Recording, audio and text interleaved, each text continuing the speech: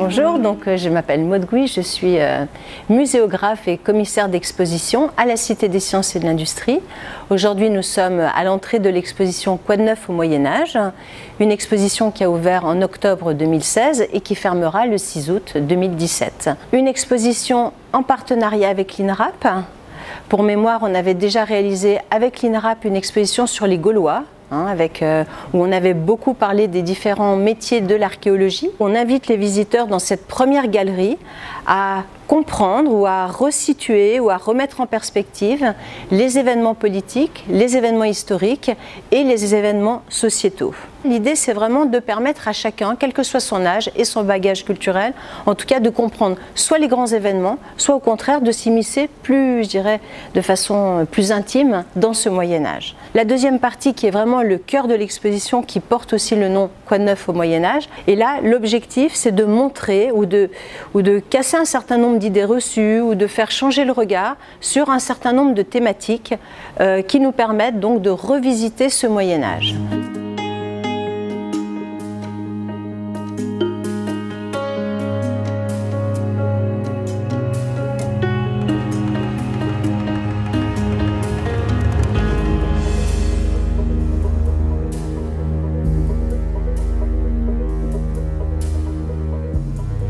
Donc nous nous trouvons dans la galerie du Moyen-Âge, qui est une galerie très longue, c'est une sorte de grand couloir avec 7 arches, et entre chacune de ces arches, on a donc des périodes qui correspondent à 200 ans. Vous savez qu'à la Cité des Sciences et de l'Industrie, la particularité de la cité, c'est de ne pas avoir de collection, et donc on ne s'appuie pas sur des objets, on invente des dispositifs de muséographie pour donner à voir, pour donner à comprendre.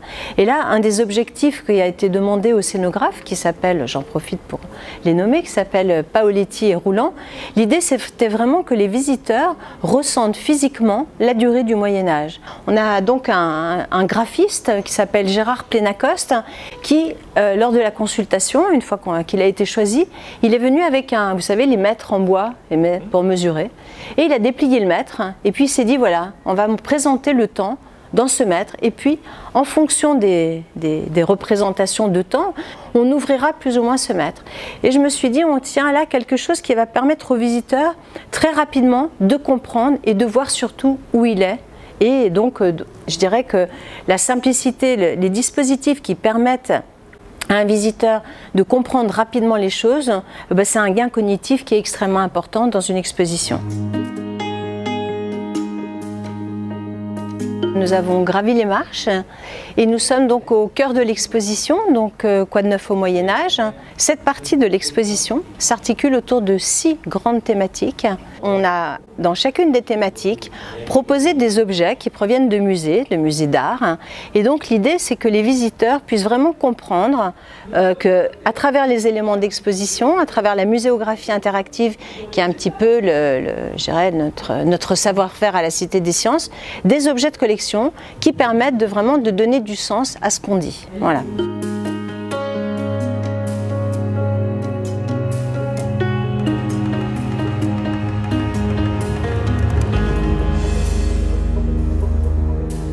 Là, c'est la bague de Arégonde, justement. Donc, la bague qui a été retrouvée donc, lors des fouilles à Saint-Denis. Et ce qu'il y a d'intéressant, c'est qu'on voit vraiment l'inscription, Arnegundis, qui veut dire Arégonde. Donc, c'est disposé en cercle autour du monogramme qu'on voit ici, qui est Regine. Et donc, ça veut vraiment dire la reine Arégonde. Et donc, on peut vraiment faire tourner la bague par tous les côtés et l'observer vraiment sous toutes ses facettes. En 1959, Michel Fleury, Dieu merci, a découvert mon sarcophage en fouillant le sous-sol de la basilique de Saint-Denis. Eh oui, je suis la première reine des Francs à y avoir été inhumée. Il m'a identifiée car sur le chaton de ma bague en or était gravé 2 noms, Arnegundis et Regine, la reine Arégonde. Jusqu'au 7e siècle, 8e siècle, les personnalités importantes sont enterrées avec, entre guillemets, leur panoplie, hein, c'est-à-dire qu'on enterre les hommes et les femmes avec leurs vêtements, avec leurs armes, les femmes avec leurs bijoux. On a reconstitué la tombe telle qu'elle a été trouvée par les archéologues, et nous, de notre côté, on a reconstitué les objets tels qu'ils ont été mis quand la personne est morte. On s'aperçoit que c'est une femme wisigothe parce qu'elle porte des fibules et plats de boucle, mais elle les porte sur le ventre et non pas sur l'épaule, et c'est ce qui donc caractérise qu'elle est une femme wisigothe. Voilà.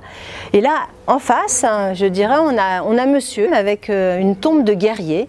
Hein, et la question qu'on pose aux visiteurs, c'est donc, à votre avis, comment sait-on que ce guerrier était un guerrier franc? Donc on a toujours cette tombe qui est reconstituée, qui est une tombe, donc qui est une sépulture d'un homme mort autour de 500, qui a été retrouvé à Saint-Dizier, à côté d'autres tombes, hein, qui étaient aussi des tombes certainement d'aristocrates. Il y avait même à côté une tombe de cheval. Et là, les visiteurs doivent choisir les objets qui leur semblent pouvoir être représentatifs, je dirais, d'un guerrier franc. Et là, on s'aperçoit en fait que donc le mors de cheval, l'angon, le fer de lance, mais aussi l'épée à pommeau, vous pouvez voir là qu'on a reconstitué, nous permettent vraiment de dire que c'était un chef militaire et que c'était un chef militaire de haut rang.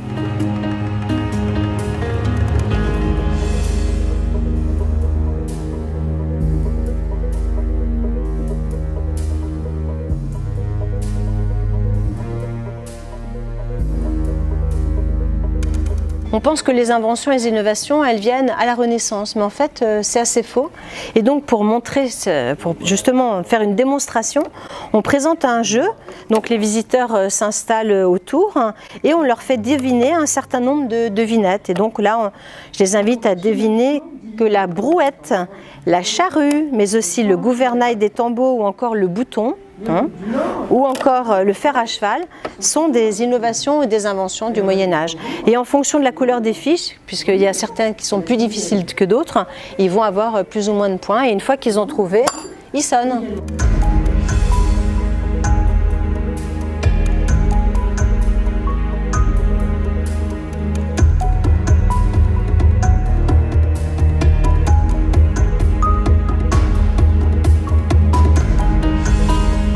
Une des inventions majeures, qui est une innovation en fait, c'est celle de l'étrier que vous voyez derrière moi. Donc on sait que l'étrier est attesté en Chine dès le IVe siècle. Il va venir via Byzance, il va aussi passer par les Iraniens, par les Avars, etc. Et au 7e siècle, il arrive en Europe de l'Ouest et c'est une vraie révolution. Parce que bien sûr, il va totalement changer la façon de monter à cheval pour guerroyer, mais aussi pour aller d'une ville à l'autre. Alors au départ, il n'y a qu'un étrier que d'un seul côté, il est en cuir, et puis peu à peu, ça va se développer, il va y en avoir deux, et il va être en fer.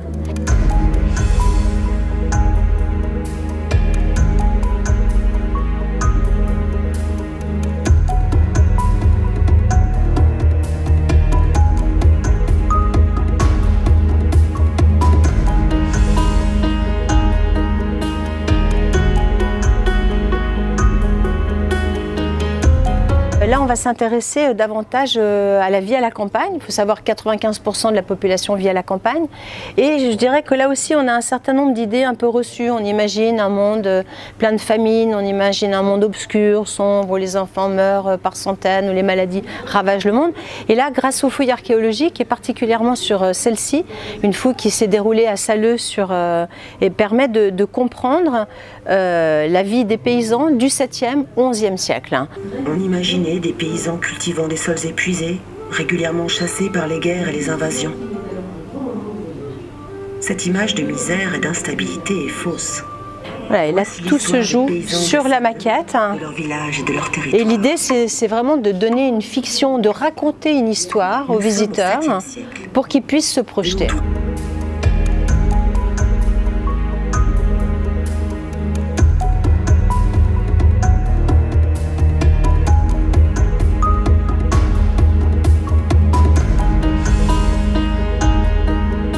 Là, on est face à un panneau qui décrit la chaîne opératoire, expliquant la fabrication de dés à jouer, d'épingles à cheveux et de petites perles tournées. Donc on est à des périodes différentes. Là on est au 14e, la 4e, 5e et la 15e, 16e.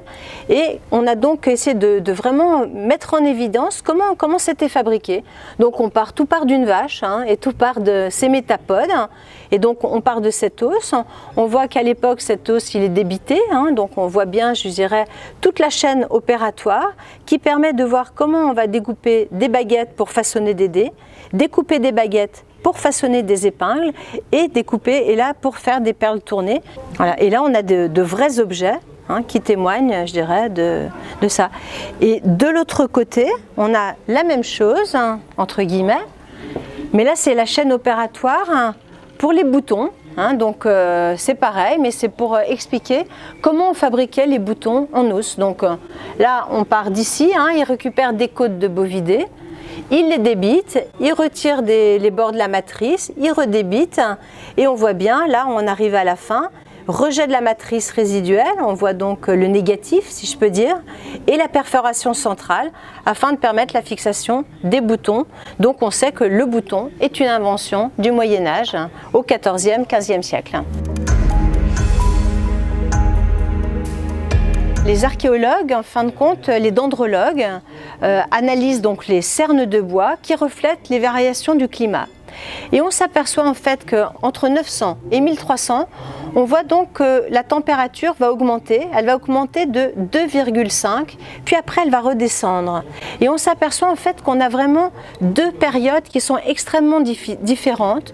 Une qu'on appelle le pomme, qui est le petit optimum médiéval, qui est une période où donc il va y avoir une variation de température, c'est-à-dire que la température va s'élever. Et plus tard, hein, au contraire, il va y avoir ce qu'on appelle le petit âge glaciaire. Et là, on va voir qu'on va perdre encore 2,5 degrés.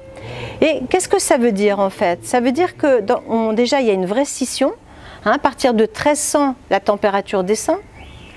En 1340, on sait qu'il y a la grande peste qui ravage un tiers, voire une personne sur deux de toute l'Europe. Mais surtout, on voit que cette période, en fin de compte, elle est plutôt prospère. Qui dit donc des températures un peu plus hautes dit des bonnes récoltes. Qui dit bonne récolte dit des gens en bonne santé. Qui dit des gens donc en bonne santé, des femmes enceintes qui vont mettre des enfants au monde. Je dirais que là encore, on s'éloigne de l'image d'Épinal où on disait, oh là là, les campagnes au Moyen-Âge, c'était que des grands champs de dévastation. Non, là, ça nous permet, je dirais, ça contribue je dirais que d'une part, il y a les fouilles archéologiques et subaquatiques qui permettent de donner des informations précises sur la vie au Moyen-Âge, et le dendrologue qui analyse les cernes de bois qui va confirmer les informations de son collègue archéologue. Et ce qui est très intéressant dans l'archéologie, enfin moi ce que j'ai découvert qui m'a vraiment frappé, c'est que si on travaille avec le palynologue, qui est le spécialiste du pollen, les carpologues qui sont les spécialistes des graines, l'archéozoologue qui s'occupe des os, l'anthropologue qui s'occupe des os, lui pas des animaux mais des humains. Et si vous croisez toutes ces sciences, on arrive vraiment à avoir une représentation de ce Moyen-Âge grâce aux nouvelles sciences de l'archéologie qui se sont développées dans les 20 dernières années de façon assez extraordinaire.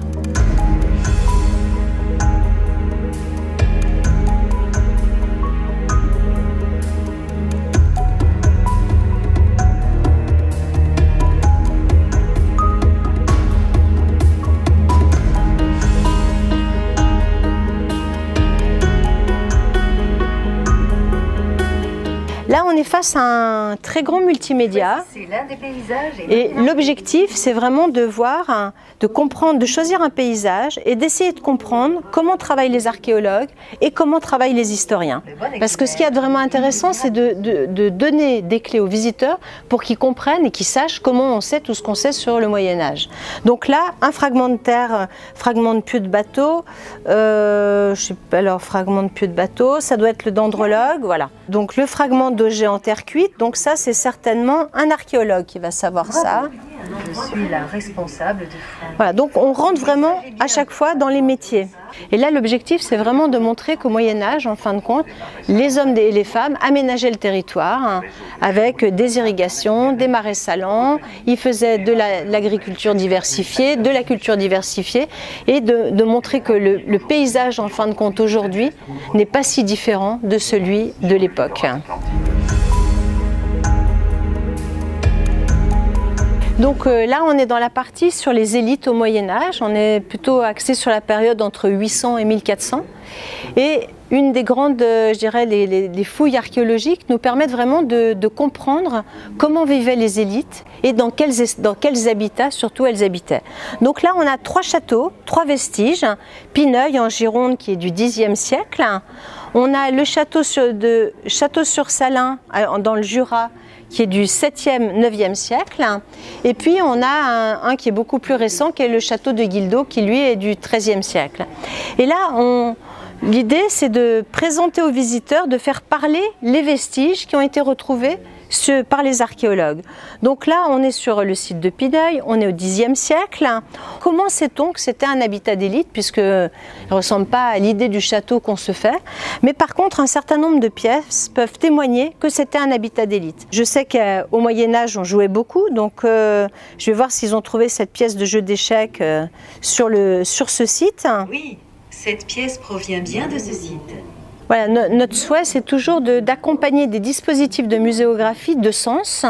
Et là, tout particulièrement, à côté donc, de cet habitat, on a les vraies pièces qui ont été trouvées à Pineuil par les archéologues. Donc on a la pièce d'échec, on a une autre pièce d'échec, et puis on présente aussi quelque chose qui est un petit peu incroyable, mais qui correspond bien à la vie de château peut-être, un patin. Et là, c'est un patin à glace qui est fait sur un radius de bovin, qui date du 10e, 11e siècle, qui nous a été prêté par la ville de Saint-Denis. Et ce patin était fixé à la chaussure par des lanières, et on se propulsait sur la glace à l'aide d'un patin à bout ferré.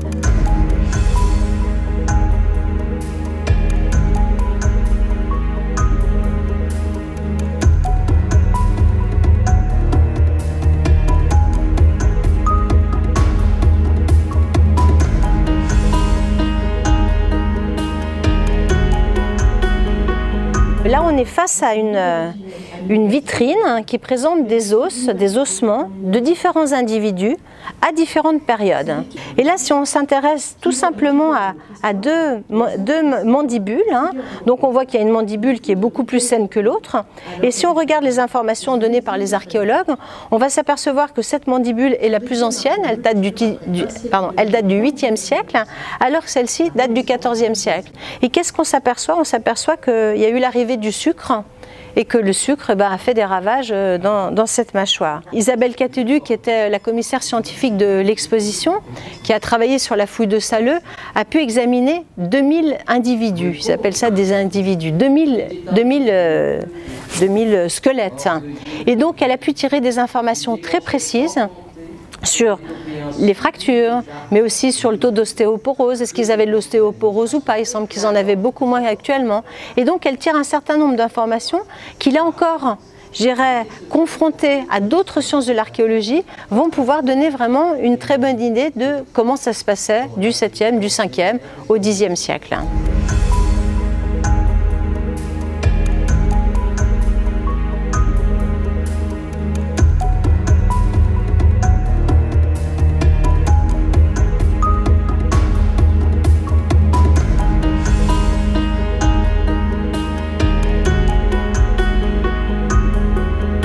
Une des données importantes, en tout cas des dernières recherches en archéologie de ces 10 dernières années, c'est tout un travail qui a été fait sur des terres noires.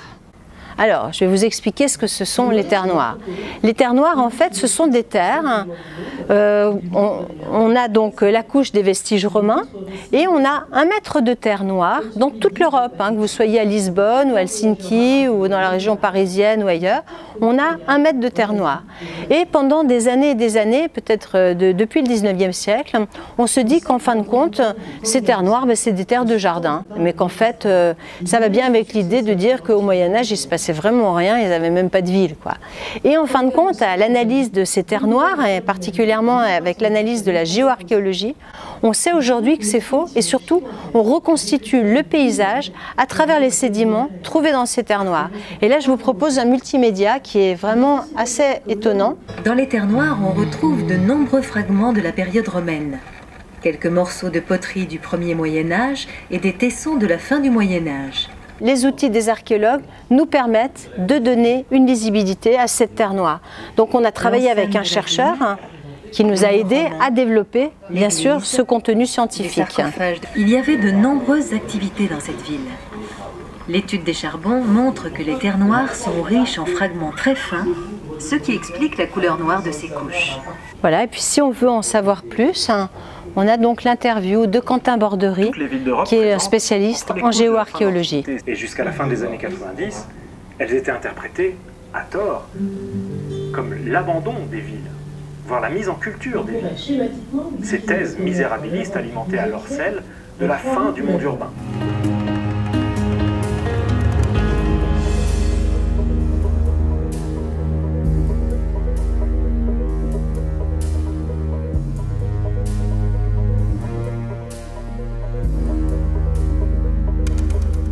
Quoi de neuf au Moyen-Âge est accessible à tous les publics, aux Français, aux Anglais, aux Italiens. Elle est accessible à tous les publics handicapés aussi. Une chose qui est vraiment importante, c'est qu'une exposition, c'est avant tout un travail très collectif. Chacun met son talent à la disposition de celui des autres pour créer quelque chose qui est un objet complexe, qui s'appelle une exposition. Parce que vous avez vu qu'à la Cité des Sciences et de l'Industrie, on présente non seulement des objets, mais de nombreux dispositifs de muséographie qui sont des prototypes et donc qui nécessitent une inventivité et une robustesse très spéciale. Voilà, c'est terminé, merci.